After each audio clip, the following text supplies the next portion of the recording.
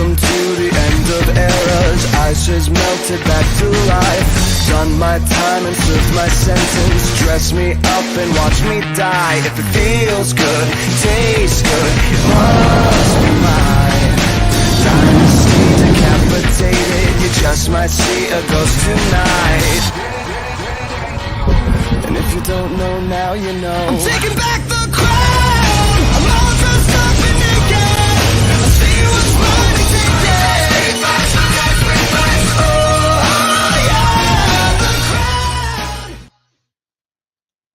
Oh yeah, I took back the crown. We are back. We are back. This is 100. 100 episodes is happening right now. So I don't want to jinx anything by any means. So if we have power outage, anything like that, I've started it. Therefore, it's on the internet. It's in the books right now. I'm just throwing that out there. So no matter what happens. So we're going to try to get through this show, have some fun, and see what happens from there. But let me hear you in the audience. Let me know if you can see and hear me. Let me know in there, and we'll get started here very shortly. Also, let's get some shares out there. I am just a smidge excited. 100 episodes may not seem like a lot to some people out there, but this has been one hell of a climb up a very steep mountain. And well, I had someone else pushing me as well. She's sitting over here off of camera right now, but definitely worth everything going through here. And let's see, we got Shawnee is on here. Appreciate you being here, Miss Shawnee. Yes, I mean, just as the song says, taking back the crown, I had to go ahead and wear it today for this one. So let me see. We got a few more people showing up. This thing's starting to pile up pretty quick. All right, nice. All right, so apparently y'all can hear me, so I'm not talking to myself because I talk to myself enough as is anyway. We don't want to make a habit of that one. So we're going to go ahead and bring out our guest here very shortly. But first things first, I want to go ahead and say thank you for everyone that is here right now who is watching this. And thank you to the cat who just jumped up on me and didn't know she was actually stuck in here in the room because she wanted to be on camera too, 100th episode and all. But thank you to everyone who is going to be watching this in the post views as well. And looking forward to coming back with even more shows in the future. Y'all have no idea what we got planned up coming out. But enough about that. We've been talking enough about me, and I need to polish the crown a little bit. But we're going to go ahead and bring out our guests on here in the hot seat tonight. Tonight we have two of them here, two hot seats that we've got filled. We have Rob Multari and Mog Park. How's it going? Welcome to the show. It has been a while since I have seen both of y'all on the show, and I've definitely been looking forward to this ever since we locked this in, and it's been months since we locked this in. Before we get started into everything on here, go ahead and give us the that elevator pitch of what's going on, with what you got going over there, and tell us who you are and where to find you. Right on. So I'm Rob Multari. I'm the creator and writer of Snowpaw and the hit series Nightwolf, as well as the founder of Lone Wolf Comics. Mog and I are a team for Snowpaw. Right now we're kickstarting for issues 1 through 2.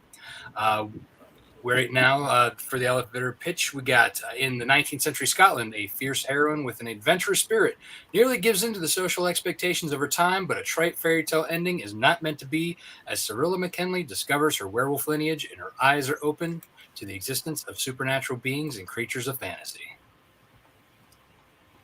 Excellent. I mean, that's there's a lot of story that's involved in there. We're going to kind of touch on that as we go along with that. But I'm going to go ahead and give the floor to Mog as well. Mog, you're working on this, and then you've had some other things that you've worked on in the past as well. Go ahead and let us know. Give us your elevator pitch of what you've worked on, who you are, and what this is. Hi, my name is Mog Park. I'm an illustrator. I do interior pages, covers, concept art, commercial work, game design, you name it. And I am the interior artist of this fantastic guy over here, of his series Snowpaw. It's very irregular because usually you see a lot of guys depicted as the main character, but this time it's a female protagonist, but not a romance. So that's where it's unusual. And I have the privilege to work with him, and it's coming out really great, and hope you guys can support us. Thank you. Very nice. And of course, we're going to be talking about that as we go along through this and kind of delving into some other discussions as we move along. This is a spin-off of a primary series that's on there, which is Night Wolf, which is 6 episodes deep, correct? Yeah. So we have 6 issues. We have a trade that collects the first 4. We're working on 7 now. Carlos Herrera is deep into doing the roughs for the pages. They're coming out gorgeous already. I can't wait till this book comes out. And then, yeah, I mean, we're just going to keep going between Nightwolf and Snowpaw as we go. Excellent. I mean, there's a lot of work involved in that, and a lot of time in building this universe that you have going on with this. And it's been a short amount of time actually that you've been working on building this universe. It's been what, just a couple, 3 years that you've done that you've so the first issue of Nightwolf came out 5 years ago. So this is actually like my 5th anniversary of being officially published. And so it's, for me, it's a dream come true being able to do this. Having been able to get more books out faster as we've been going, and just in doing all kinds of great merchandise and spin-off stuff, and I just can't wait. And Shawnee said Facebook went stupid again as it appears your post got removed. Yeah, okay, well, apparently they don't like me wearing the crown. Tough tookie. Let's see. Niobe Comics is in here. Appreciate you being here, Larry. And we've got, she wants to say hi, Mog, and hi, Rob, over there from Shawnee. Hi, Shawnee. All right. So you've got a lot going on with the world building that you've got going on with this. We've had a lot of fun in building this. Mog's been incredibly busy with a lot of projects that she's been working on. I've seen more and more with Mog's name being attached, and I'm kind of like, okay, is she actually human? Or is there batteries involved? I mean, how are we doing this exactly over there? She doesn't sleep. Exactly. I mean, early morning. I just get burnt out after a while. Just do as much as you can until you're like, oh, I'm crashing, and then you crash. See, I mean, I know what it is, though. I know the secret to it. I didn't before, but I do now.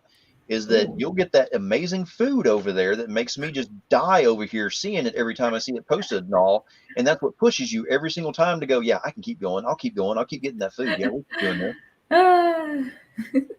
It's Mel's fault, isn't it? He's over there going, yeah, you'll take the next project. Look, you want to smell? Oh, yeah, take that. Take that commission. I don't know. It's like diminishing return. The more you have it, you just take it for granted.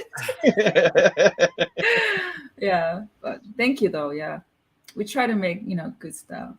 Oh yeah, no, absolutely. And then you've got your show that you're doing on Sundays. You're still doing that, correct? I haven't lately, but yeah, as much as I can. Right. You have a very good memory. Because you were doing it, and you were actually doing a theme with it too, which was nice. Yeah, I was doing what would you call it?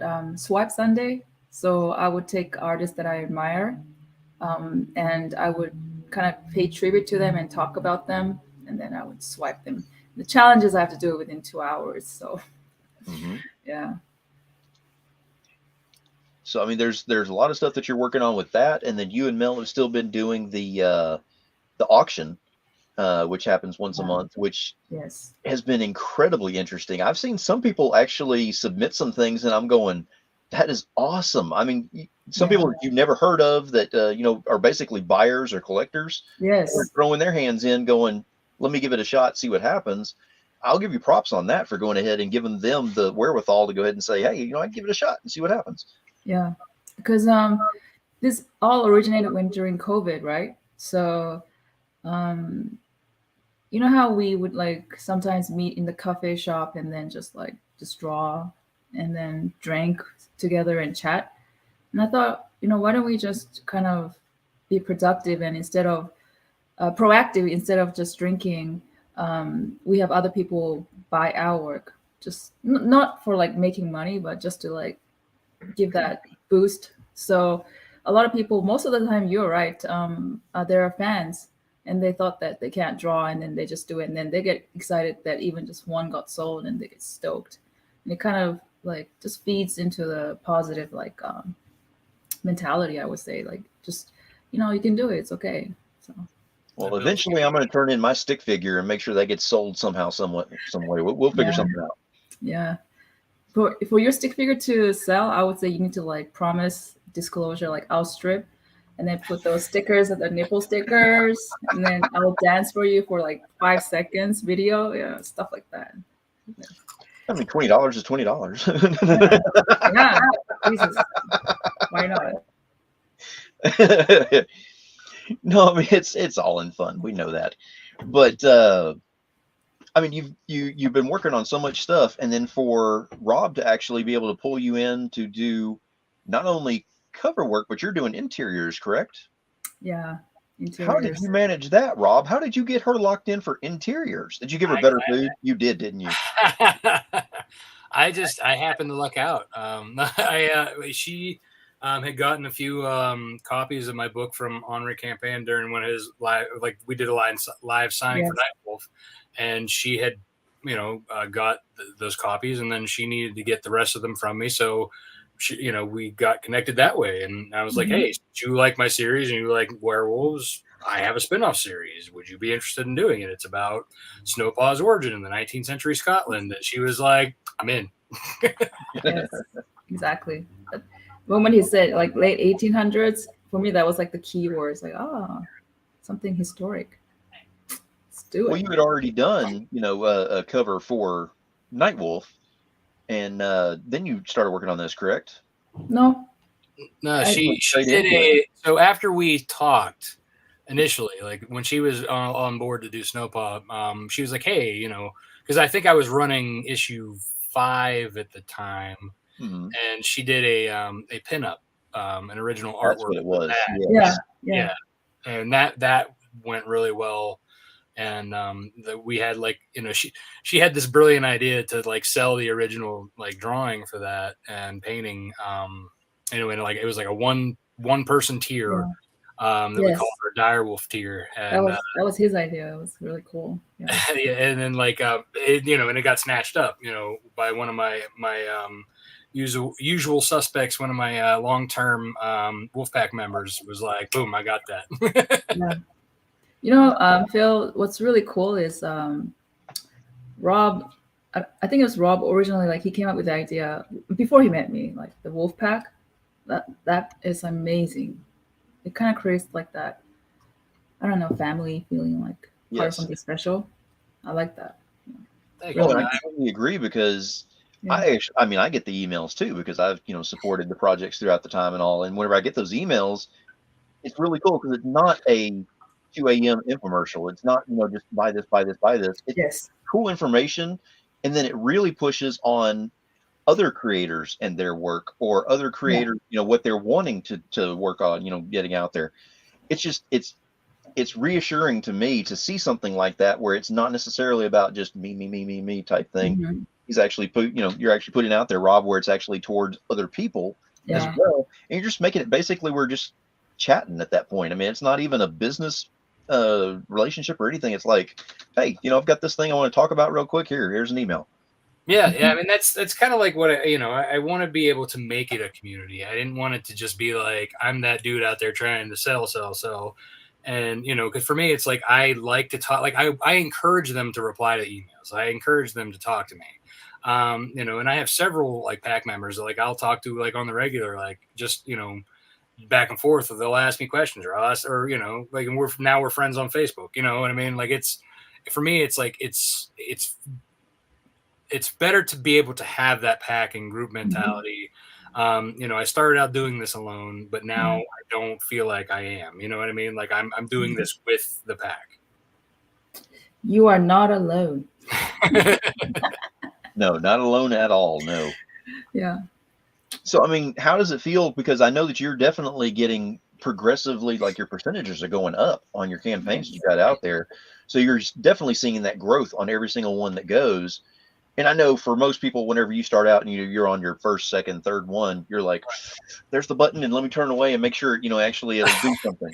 Have you gotten past that point yet? Or are you still to that point? Or are you like, I'm going to hit the button. I know everything's okay. I'm going to be safe with this. I'm good.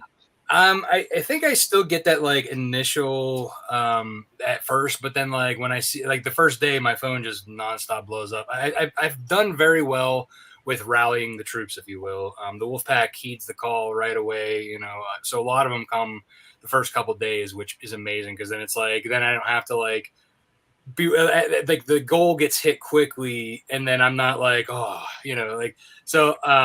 But like that middle period still gets me a little bit, like so it's like once it starts to plateau, then I'm like, I have to, in my head, I'm scrambling, playing chess, trying to figure out how to keep it going.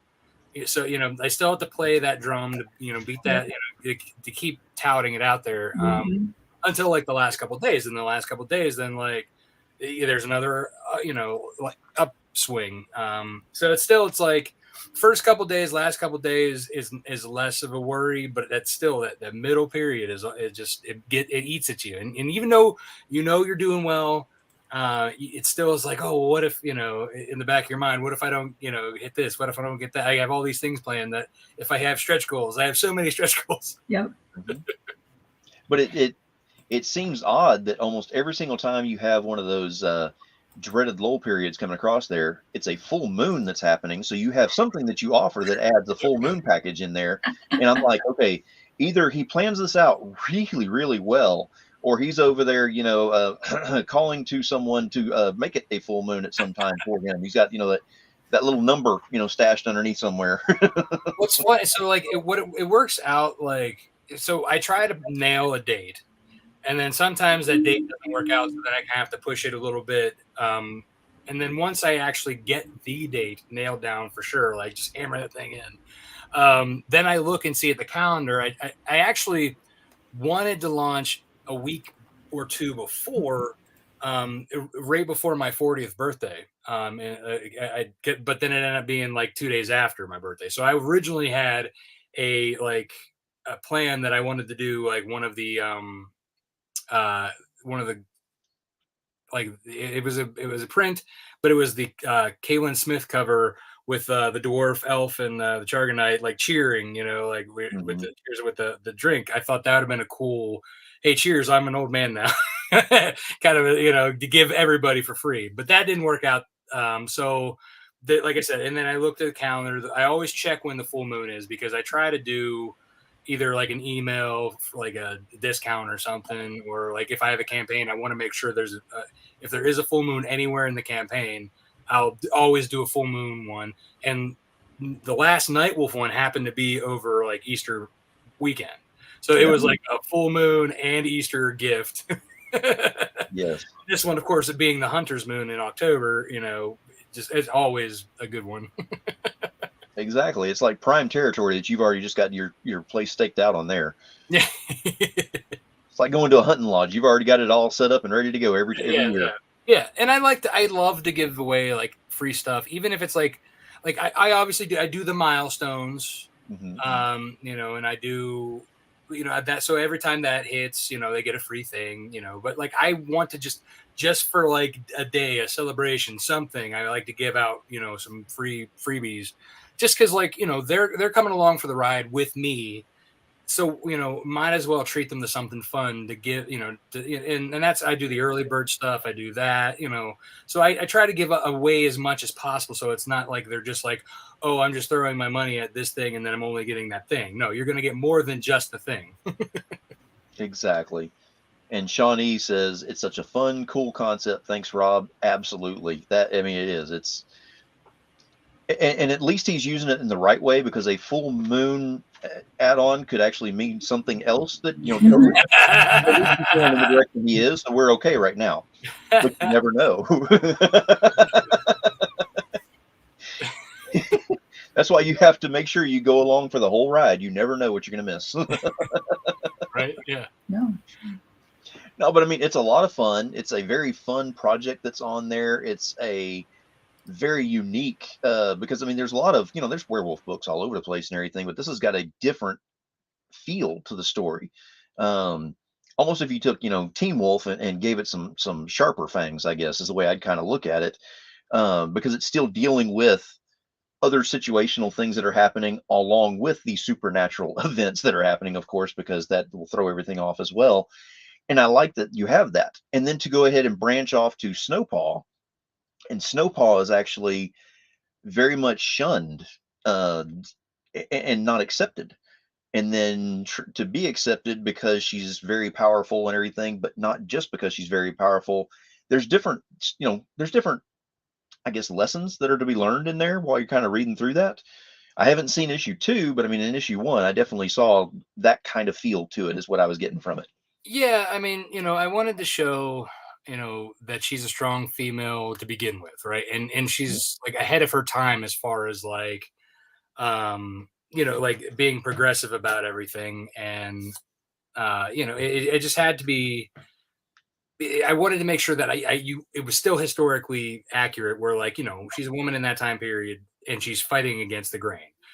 So I wanted to show that, but then, then there's that like, sometimes when you see something that like catches you almost, you're like almost fall into that trap.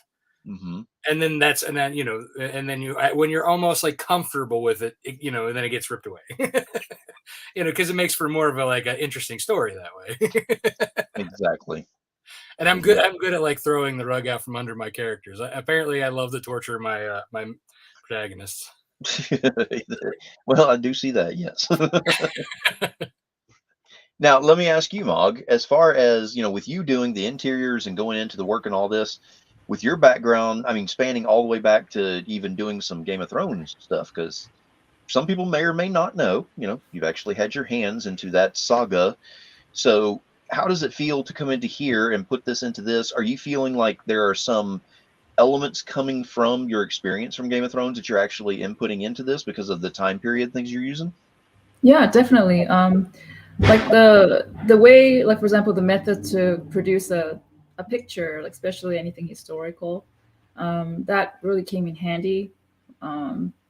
And backgrounds, because to sell a believable historical moment, of course, background props very important. And I saw that it just carried through. And the differences, sure, there's a lot of differences, but luckily, I think for my first comic interior, I was lucky enough where the writer, I mean, which is Multari here, he writes a tight script. And for those who don't know what tight script is, it's like everything's like kind of like written down and designed before you, so you just have to kind of like draw it out. So that way, I got a sense of how things is going to look like. So he luckily, like for example, so you can say like Rob already had a very clear vision of what it's going to look like aesthetics, and I was just like pretty much like the hand that just made it happen. But you made it happen. Like what I love about, like, you were able to take an existing world in a sense, like, but not, obviously not the 19th century, but like, you took existing mythology, existing characters, and you made them your own, and you put your own flavor to it, and it catered to the time period. Your historical background, historical fantasy background. I think, and there was times where you were even like, hey, if I do it this way, it'll look better. And I agreed with you. And then there's sometimes where I'm like, no, it has to be the pacing this way for, so there is a little bit of give and take. I do, as a graphic designer, I already have like a visual idea of a lot of like how I'm setting things up in my head. So I try to put that same, and to also make it, the angles have to be different because it has to be interesting. You can't just have the same old stagnant straight, you know what I mean? Yes. So for me, like, I'm already envisioning, like, it's playing out in my head like a movie, and I'm scripting it out kind of that in that same fashion.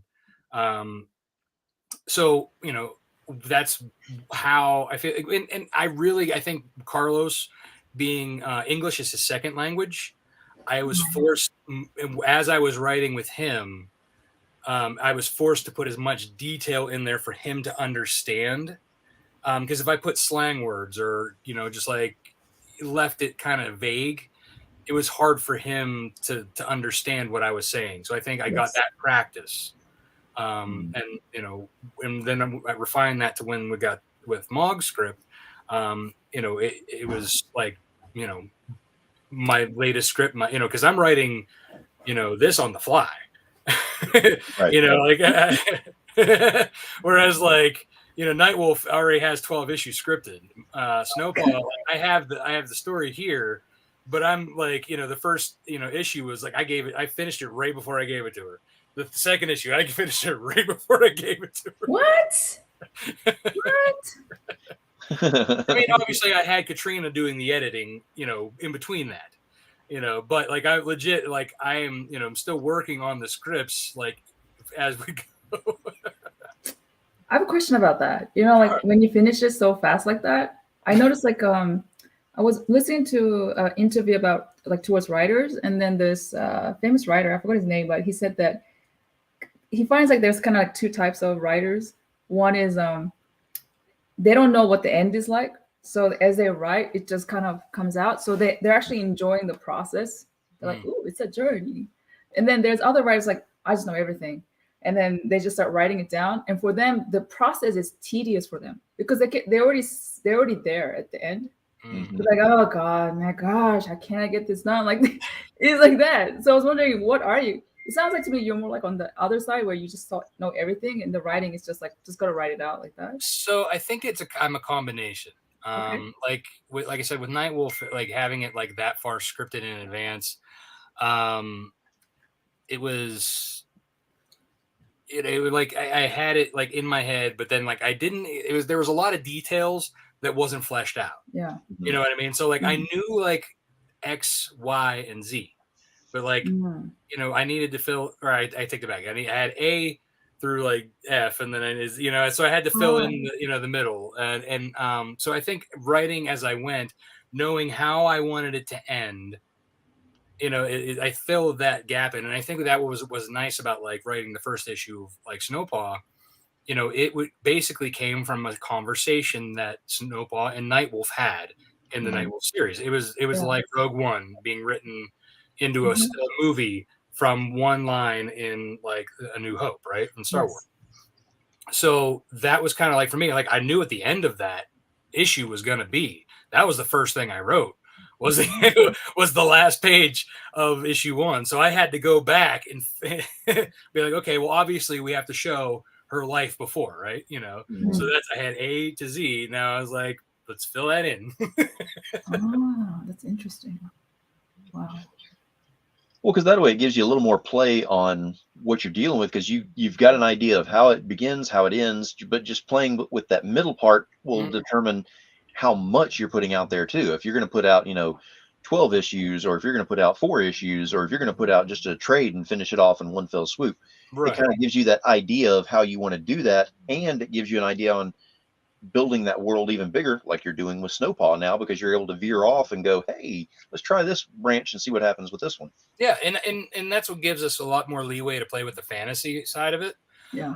Because Nightwolf being more of a modern, darker horror-esque version, this I wanted to open up more to having that fantasy world and showing that they do exist there. Yeah.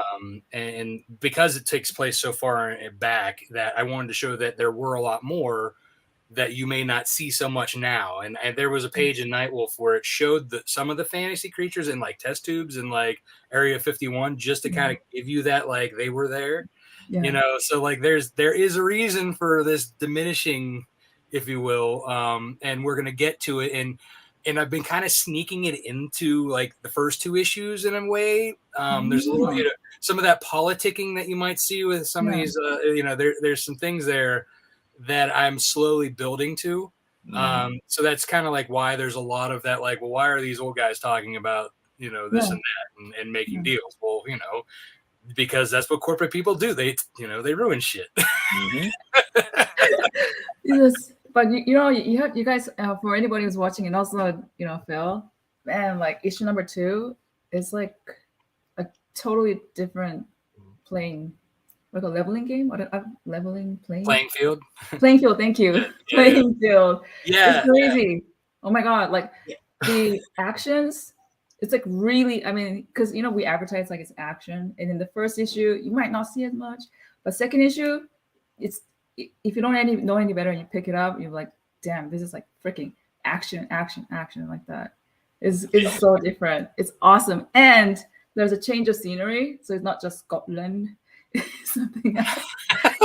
There's so many and then there's another change of scenery within, and then within and within. Yeah, we take our trip to merry London, and then we find ourselves in a little bit of a fantasy world, eh? Yes.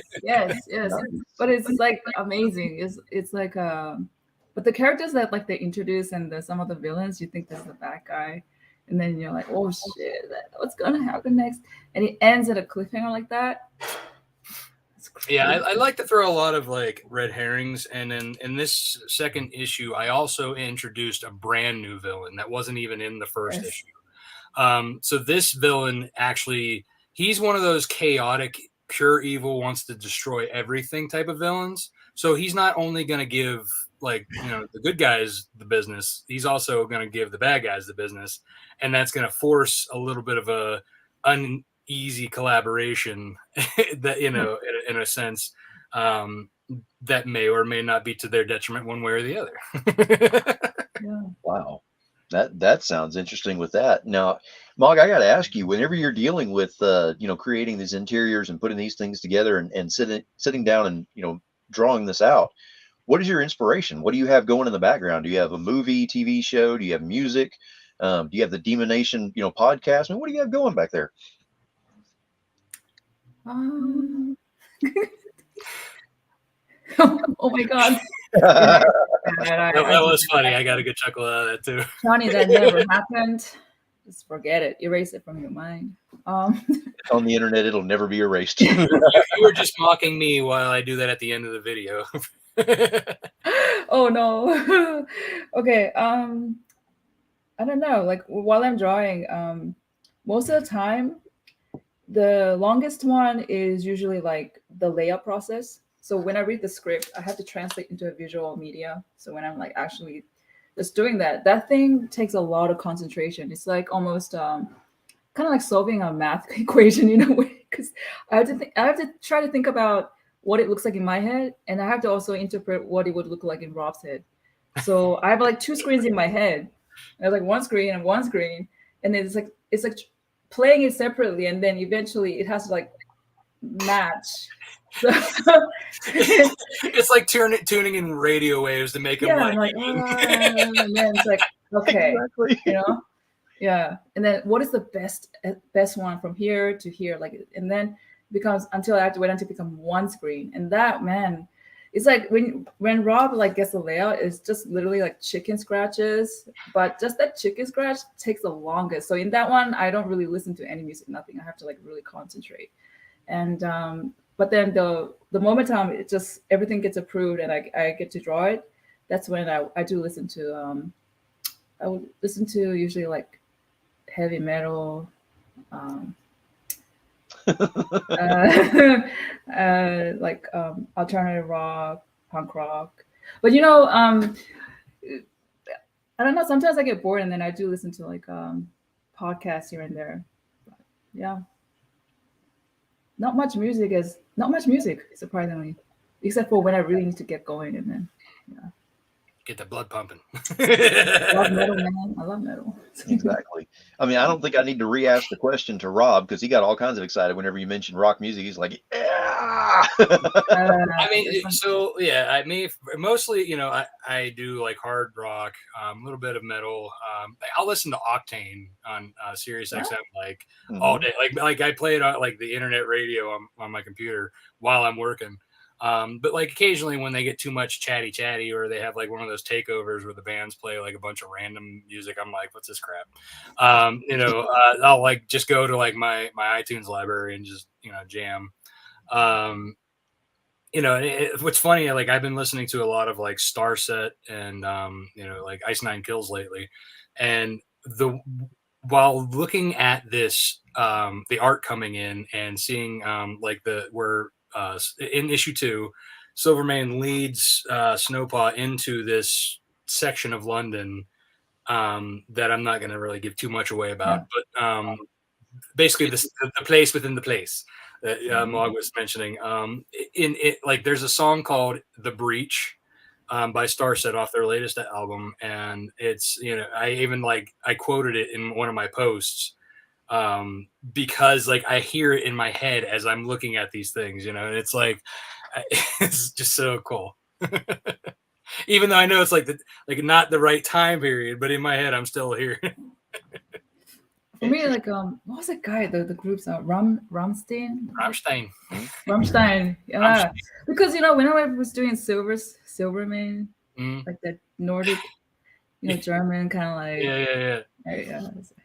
Fun fact about Rammstein is that so I used to listen to them when they first, when that Du Hast when that album came out back when I was a junior in high school, and then like years later, like I when I was in a band myself, we'd do karaoke at a local bar, and me and my bassist would that would be our go-to song, and then we both would just get up. Like I would do it in German because I have the German version, but like the karaoke was in English.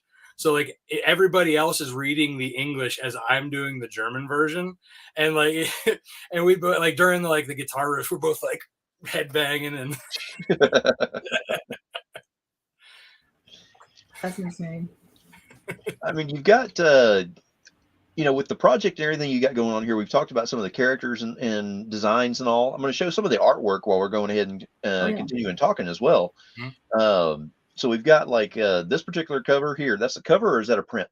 That's a cover. That's by Megan Alford. She's a local Pittsburgh artist that I met at my first Comic-Con ever. So her and I have been doing that same circuit at the Steel City Con for years, and then we've done a couple other cons together. She's the one who did that witch pinup with the voodoo doll for the trade paperback. Right.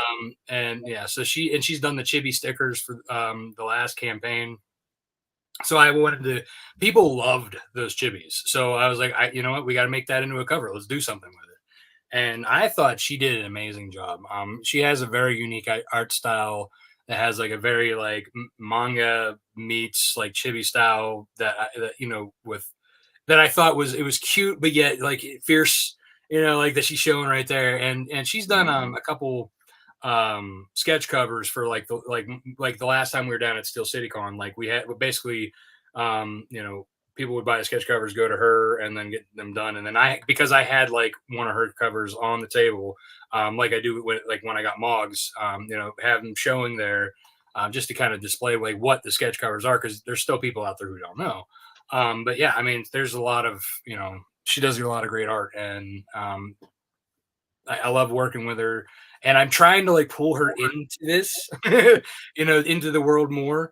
Because like she's done a lot of local stuff. But I think she deserves to be out here more. You know what I mean?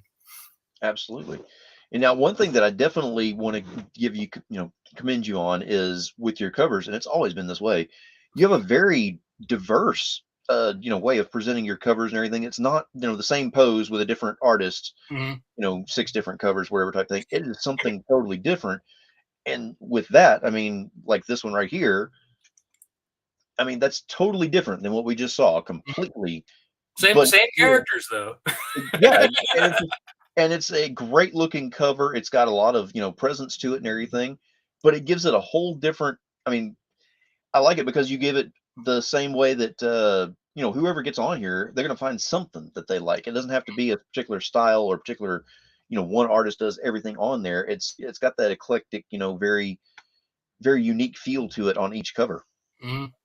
Yeah, so like whenever I'm working with like a cover artist, like I let Mog do her thing. Like, oh, she jumped off. Oh no, Wasn't me. Well, until she comes back, I guess. So like with Mog, I typically let her run with her own. Like she's the artist, so she's coming up with her idea, right? So she likes to do something like more significant, symbolic, if you will. And like when she comes back, you can even ask her like what she was thinking when she was doing both her covers, for 1 and 2. But with for me, when I'm working with other artists, I always try to take clips from the book itself. Like there's a scene that I'm going to try and bring in, and but it's it's like that the cover is part of a scene that we may not see in the book, but it's related to that scene, in a way. So it's kind of like an extra part of the story that we're seeing. You know what I mean? Right. For example, like that part where they're on a Viking craft in London, actually. So you see them like going through the river and then docking. So that was related to that, and I thought Carola Borelli, who did that art, along with Bruna Costa, who is my colorist, did a great job, and they,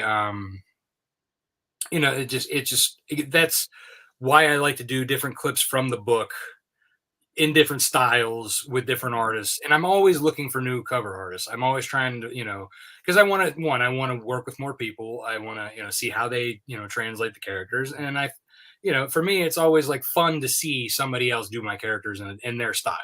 And Kaylin Smith was one that I had been dying to work with, and I was so happy that she agreed. And and I'm always, obviously working with Carlos, like, cause I always have to have a cover by him, especially, with this book, because he kind of like helped develop Snowpaw from who she is to where we are now, cause she's almost as much his baby as she is mine.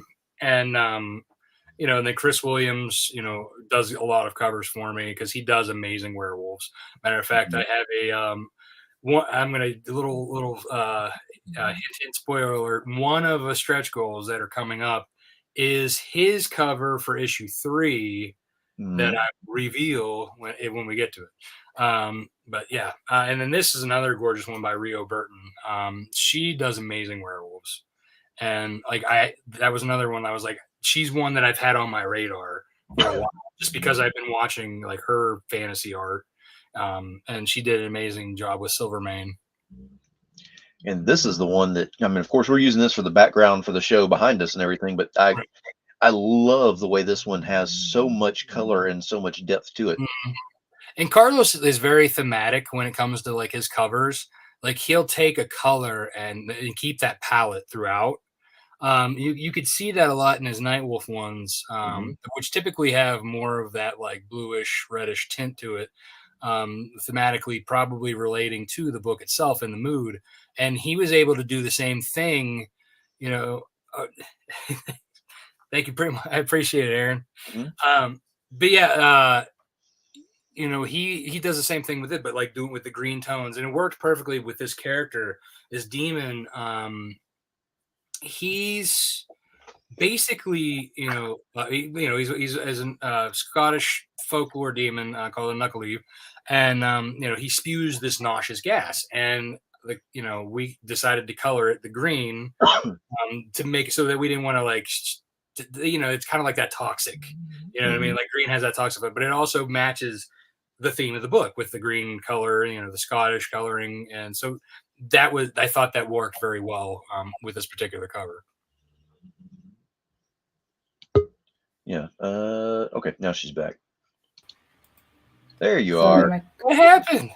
Computer crashed. Oh, it wanted to like update, and it just crashed. And it's just was doing the update and stuff. I'm like, hurry up! Yeah. Well, we already went over all the questions, so we're done with the show. I mean, that was a perfect excuse. Yeah. My gosh. Yeah. Well, what we were saying though, like I was saying before you popped off, how we were talking about covers and the variant covers, and how I let you do your thing with the covers, and you have a theme that you like to do that's more symbolic and less like part of the book, as much as like how usually like with my other covers, I'm like, this is a scene, take it, do that. Like you actually have like in your both your first and second cover. Have a theme, have symbolism, and I'll let you talk to that. The symbolism for my stuff. Yeah. Let's see. You know what? That's one thing I really like about Rob as well. When it comes to the cover, he said, "Oh, just do whatever." And then he also gives, like you mentioned before, even though he does a tight script, as well as like when it comes to the aesthetics or the looks, he does give me creative freedom. So it's not like a total control. It's more of a collaborative. So just wanted to clarify that. I'm not the dictator. I don't mind. I've worked with dictators before. So. Yeah. Let's see. I want to see if I can pull it up so I can actually show it. Okay, here it is. I'll share this screen so you guys, I can explain it better. Well, they put the share screen button back. Wow, before there was like present. Yeah, mine still says present. They maybe because you updated. Yeah. Oh, it's not showing? It's weird. Oh no. It's not presenting. Is it showing? There we go. Oh, okay. So this is the cover I worked on. So there's a change of scenery. So that's why I actually did this is London, a church in Westminster. So that's the background. And there's a mysterious new character that's kind of come out, which is this guy here. And then this one too. So I did a collage like feeling where, you know, it's like a lot of things going on. And it's more of a somber feeling. Like the first one was kind of like nice and kind of like cheery, warm, but a little bit like a bit serious. A hint of maybe danger. It was like a more like a purple and then yellow theme, but this one is more like really blue. So it's kind of showing something cold, maybe something bad, or it could be, you know, something sad, whatever. You know, it's just a different mood. So I wanted to do that. And here, it happened to work out too. Like yeah. I told her this, like, because I asked, I said, "Did you do the lion particularly with the blue and white because of the Scottish lion and the blue and white flag for Scotland?" And she's like, "I didn't know anything about that." Oh yeah, I was like my subconscious like tapped into the universal subconscious, like what Carl Jung would say, and then I got the image and I pulled it back, and yes. But anyway, so here she's so in the first issue it's more like she's looking at the moon. It's kind of like, oh, what's out there? I'm curious. So it has a feeling, but here she's more a bit somber. And then as you can see, there's she's holding a flower bouquet of flowers, and then there's kind of like blood kind of stains. And then if you look closely, there's a bit on the splatter up there.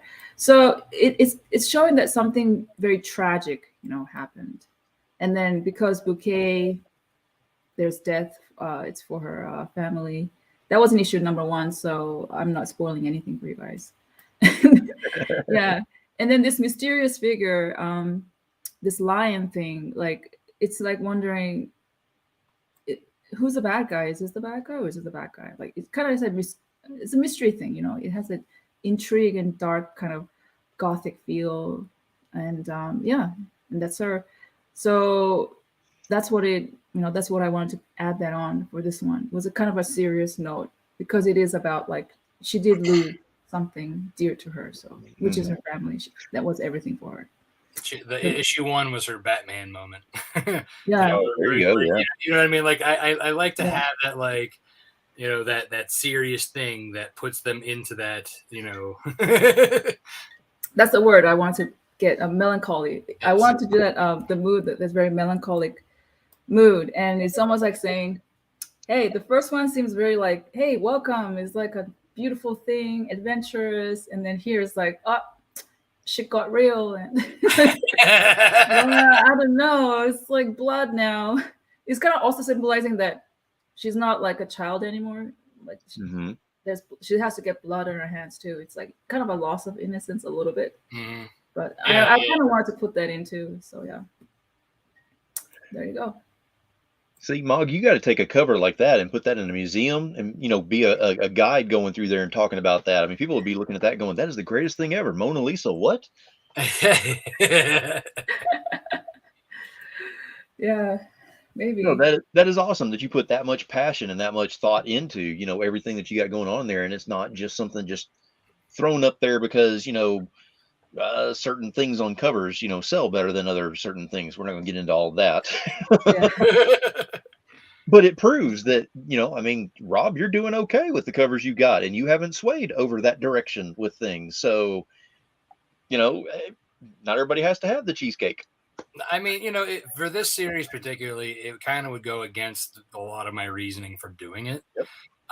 You know, for the original reason I wanted to write this series was, you know, my daughter is she's turning 5 this year.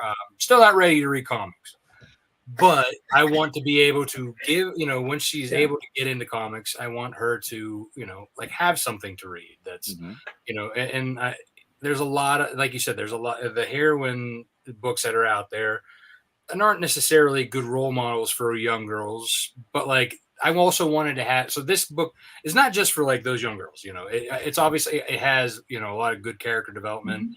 Anybody can enjoy it, but I also wanted it to be like, I wanted this strong female character who girls could look up to at all ages, really. I mean, because that's why I had her kind of going against the grain of this time period. I wanted people to be like, this is bullcrap how they did this, It's Rob's secret message, like, anarchy, anarchy. Like, the system is the bad one. Gotta go against the system.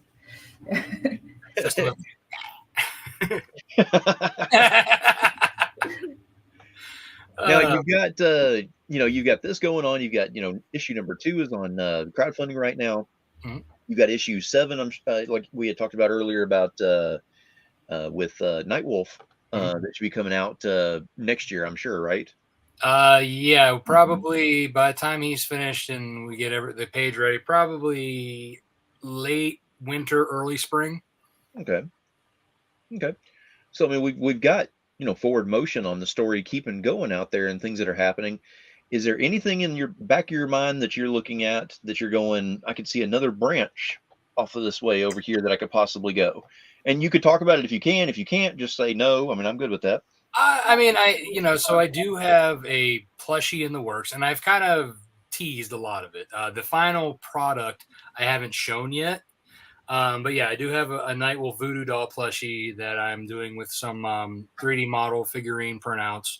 Again, those are all things that I will be revealing as time passes. And then part of that too, to celebrate like the 5-year anniversary, Carlos did a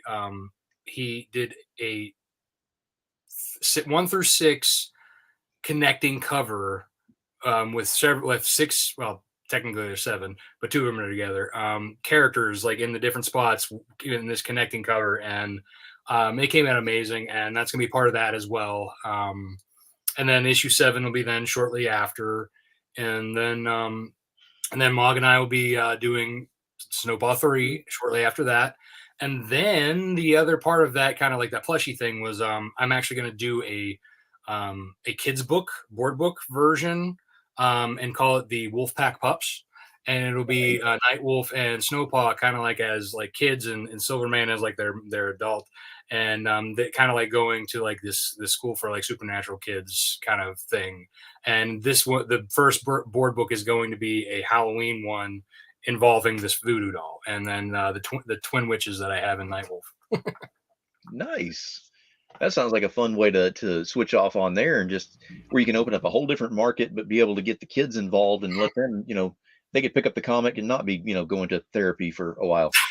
Yeah, exactly. Yeah, this is it's to be like one of those kind of like fun things for them to read, to get to know the characters. Kind of much like, so it was funny. Like my daughter was watching Spidey and His Amazing Friends, not Spider-Man and His Amazing Friends like we had back in the day. Right. But like Disney has this new like they're almost like 3D chibi characters. And they're like very, it's like him. It's Spider-Gwen and Miles Morales. And they go up against like the Green Goblin and the Rhino, but it's all very like kid-centric stories. So, and I thought it was a brilliant way to introduce kids into their world and get them familiarized, in a way that wasn't like, too adult, which how like, most comics now is very adult oriented. Even just the stories, not just like the fact that there's like, so like I thought that this was like a good, like I was already doing the plushie to begin with, and I was like, hey, why not? Let's just go ahead and do that and see what happens. And Megan Alford actually is going to be the one who's going to illustrate that in her style. Nice. Well, that's great. I mean, you've got a lot going on with the campaign, and it's moving forward on there. You just did a post just today, if I'm not mistaken, because I got the post and I got the email that certain stretch goal was right on there. If you want to go ahead and mention that real quick. Yeah. So we just hit our second stretch goal, and I will show this little. So now we have an Aki Leo, which is our werelion, who is introduced into the book. So we have a little mini figure for him that you can grab as part of your collection of. So I can now that I have all of them up here, I can just. Oh, so yeah, like I have all of them up here. I do, yeah. So you can grab all of these minifigures from the Nightwolf and Snowpaw campaigns in the add-on section. Nice. Nice. So there you go. I mean, go grab it. Get your collection up there, because if you've gotten the other ones up there, I mean, everybody's got a little bit of OCD in them, so they got to have that entire collection. You can't just go get one and say I'm done.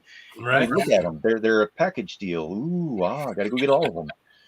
Oh, can I share, Phil, the add-ons that I created? Yes. Yeah, absolutely. Okay. All right. Share. Okay, And Short Circuit says, looking good. Are we talking about the character? Are we talking about me and the crown? Are we talking about Mog, Rob? I mean, which one's looking good up here? I mean, I'm kind of.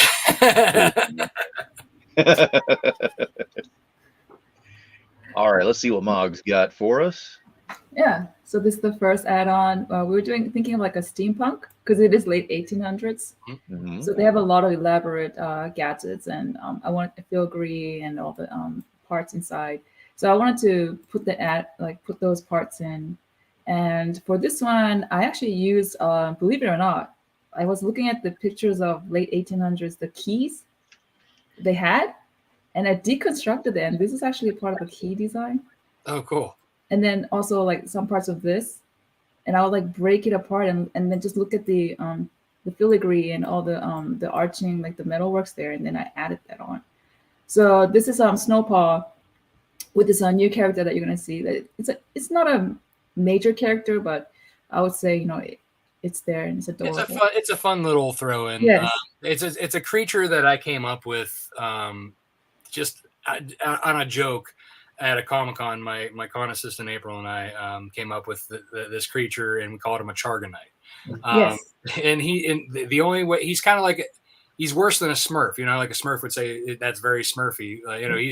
He's like a one-word creature, but you could like, in the way his tenacious, you could actually kind of understand what he's trying to say. And the dwarf is kind of like his keeper and understands him. So it's a fun little back and forth between the two.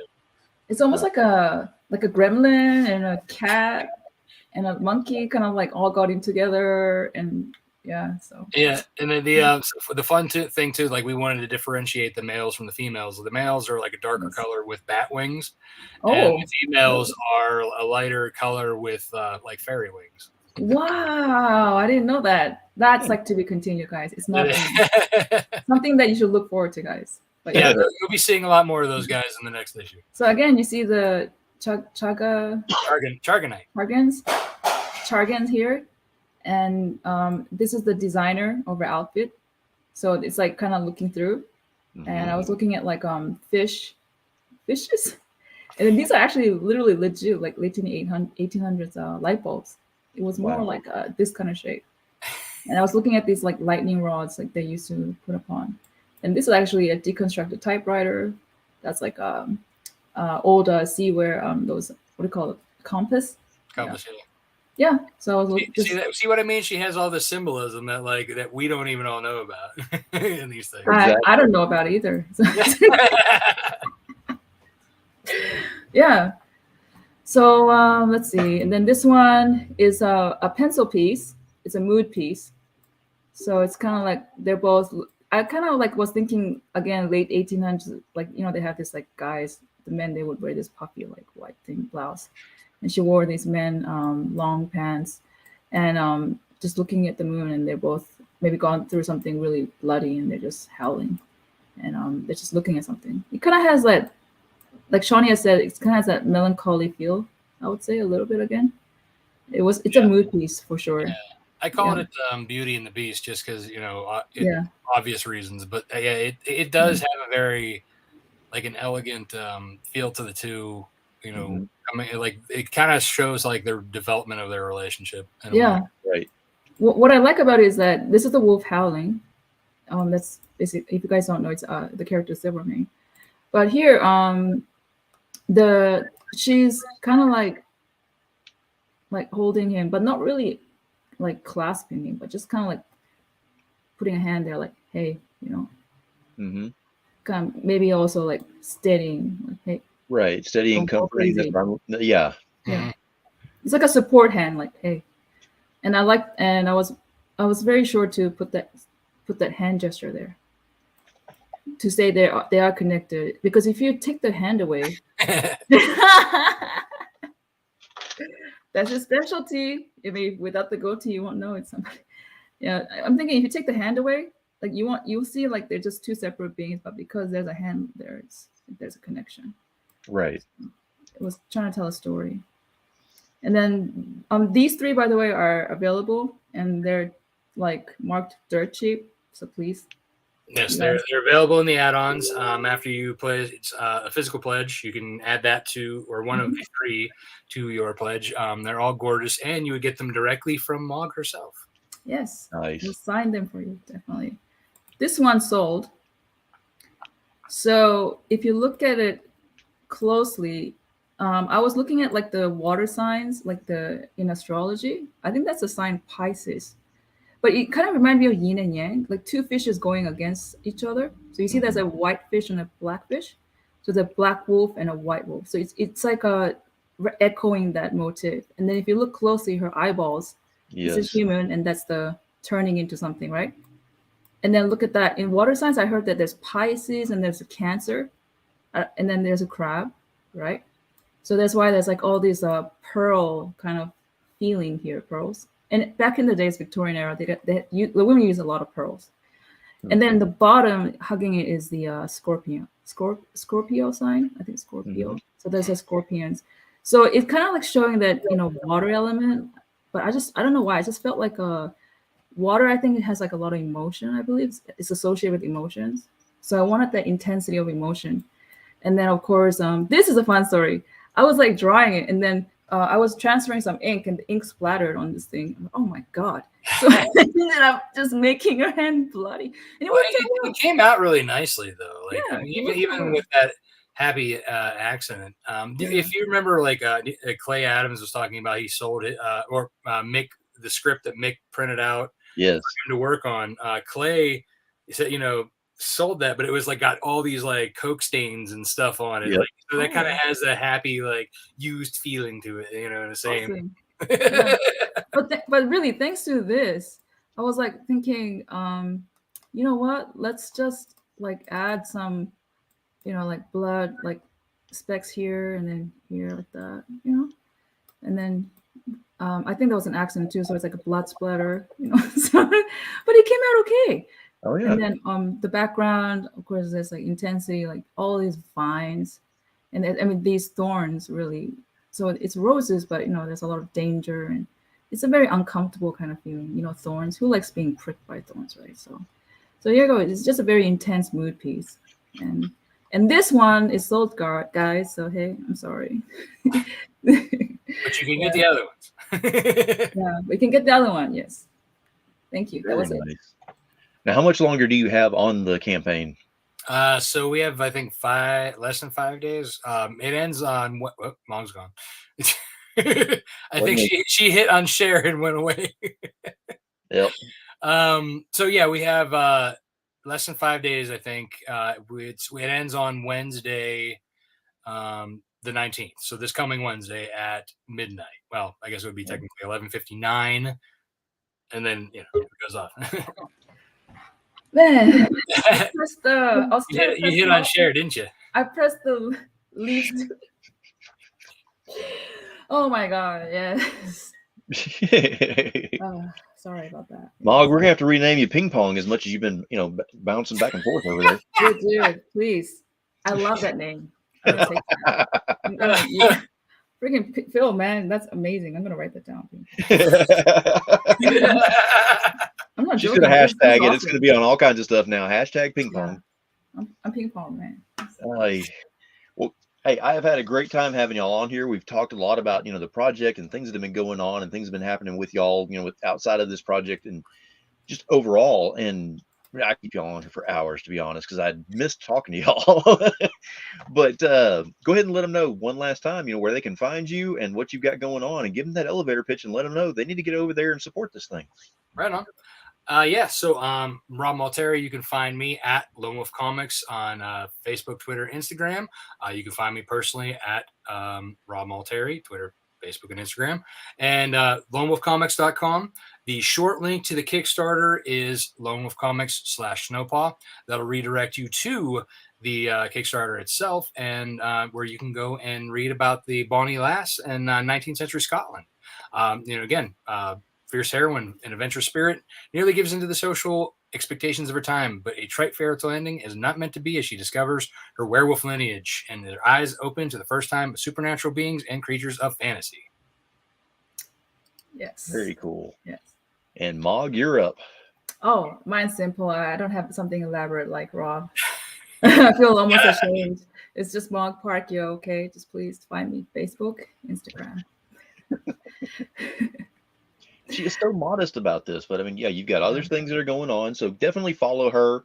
See what all she's working on, because she and Mel actually work with a lot of people in getting them more exposure on their products and their dreams to be happening and all. So definitely follow them, see what they've got going on.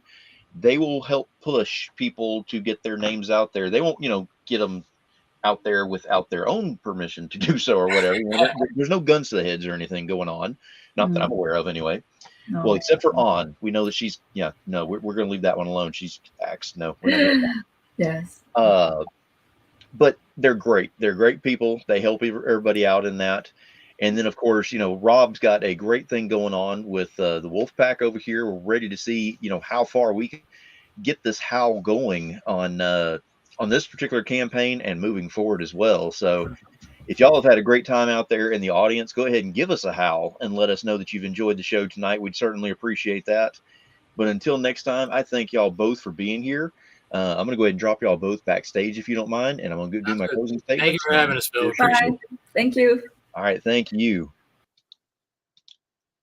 All right. So we have got episode 100 is in the books now. We had a great show with Rob and Mog up here talking about Snowpaw and talking about some of the other things that go into, the industry and a little bit outside of the industry as well.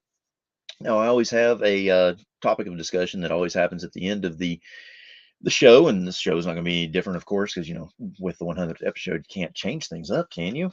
I mean, it's my show. Would I do that? No. So the topic that I'd like to go over is actually perspective. We kind of talked about that and different things and how it was looked at with covers and with interiors and with the way that you write things and the way that it's seen. But it's not just perspective that's with that you got to think about. You got to think about perspective is a much bigger, broader thing whenever you start thinking about it. Perspective can actually change the way that you see things in a much broader area, as long as you're willing to do so. That's a huge thing right there, because we're talking outside of just the comic industry. We're talking in life in general on this one. If you change your perspective, you can actually change the way that not only you see things, but the way other people see things as well, because attitude is infectious. So that is our little lesson for tonight. I certainly appreciate everyone being here. Thank you very much for being here for episode 100 of Hello Show. And do not miss, we're going to take a short break here and be back in about 10 minutes, maybe 15. Got to get my party dress on. And we're going to do the celebration show. So do not miss out on it. Again, thank you very much. And I cannot stress enough. Keep it indie, y'all, and thank you.